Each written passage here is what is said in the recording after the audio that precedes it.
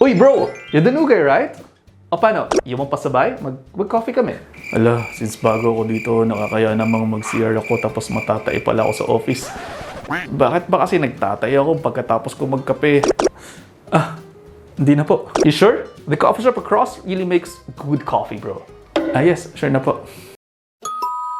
Maraming mga memes din ang nakikita natin online na nakalagay ganito. Coffee now, poop later. Actually, marami ang nakaka-experience ito. Sinasabi sa isang pag-aaral na approximately 30% ng mga coffee drinkers ang nakararamdam ng need na pumunta sa CR pagkatapos uminom ng kape. So bukod sa pagbibigay ng caffeine fix sa umaga, isa pa yan sa mga nararamdaman ng ilang mga coffee drinkers pagkatapos uminom ng kape. Ano nangyayari? Ganito po yan. Pwede kasing magpataas o mapastimulate ng coffee ang produksyon ng isang hormone na nagsistimulate naman ng mga muscles ng ating stomach para yung mga bituka natin gumalaw-galaw. Kapag gumalaw-galaw yung mga muscles ng bituka natin, isipin po ninyo parang nasi-speed up yung poop conveyor belt, kaya para nagiging natural laxative ang coffee. Sa sinasabi natin ito, more of coffee pa lamang po ang ating pino-point out. Pero kung kayo ay naglalagay ng creamer o gatas sa kape, pwede itong makadagdag sa urge ng pagpunta sa CR dahil para sa ilan, nahihirapan silang mag-digest ng lactose na nakukuha naman natin mula sa gatas. So ang tanong, maganda ba ito o masama? Well, depende po yan sa inyong mga paningin. Ang tip natin ay pwede naman natin itong gamitin sa ating advantage. Mainam kasing regular ang ating pagdumi upang maiwasan ng bloating, gas pains, abdominal cramps at iba pa. At ang goal natin ay kung may matiramang stool sa ating tiyan, as little as possible sana. So bukod sa coffee fix sa umaga, pwedeng bago umalis papuntang opisina ay uminom muna ng kape kasabay ng almusal. At kapag nakaramdam ng pagdumi, ilabas nyo na muna yan bago kayo pumasok sa opisina o sa mga trabaho nyo.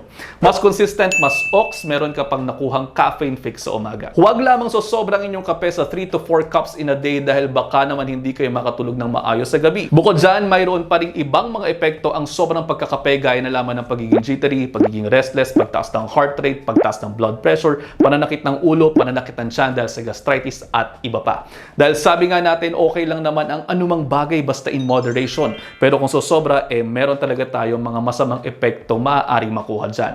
Yung kanta nga, sabi too much love will kill you. Ganun din naman yan sa kahit na anong bagay. At ayun, sabi ko rin sa inyo, ayaw na ayaw ko lang naman talagang magkakasakit kayo, kaya naman naririto pa rin ako, nagpapaalaala sa inyong lahat. At sa huli, ano't ano man ang mangyari, tayo lang din naman talaga ang magtutulong-tulungan, kaya naman yun lang for now, i-digest nyo muna dahil ang gusto ko ay healthy kayong lahat. See you next episode. Ingat!